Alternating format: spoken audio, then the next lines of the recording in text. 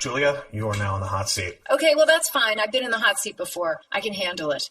And actually, it's good. I'm happy to be asking you guys questions because you are the experts and I am not. Let's dive deep and get into it. So can you just explain something super basic, which is why are we voting for judges? Aren't judges appointed? What the hell? What's going on there? It's totally crazy. You're not wrong. Virtually no other country in the world elects judges at any level. In the United States, we elect tons and tons of judges, including for the top courts in many states, the state Supreme Courts. And it's a bad system. It's a terrible system. We shouldn't be doing it this way. The rest of the world looks at us and thinks that we're insane for doing it this way.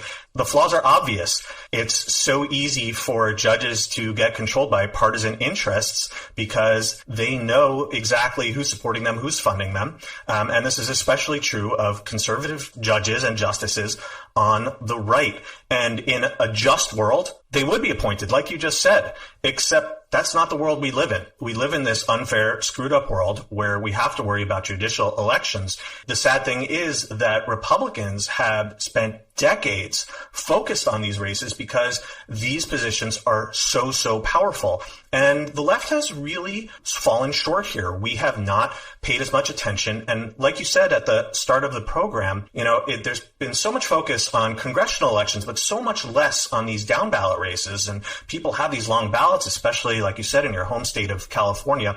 And it's easy for them to get lost in the noise. And we're here to change all that. We want to make people aware of these races, aware of the stakes of these races, and why they should get involved in these races. And that's exactly why we're having you on the show. You're totally right. The Republicans have for so long been playing the long game here. And that's what the Democrats need to do. Take a page from the Republicans' playbook and really go for the long game, which is essentially what we're talking about. If we were to appoint these judges as opposed to elect them, wouldn't you bump up against exactly the same issue? Because who's doing the appointing in that case? It's whoever's in office.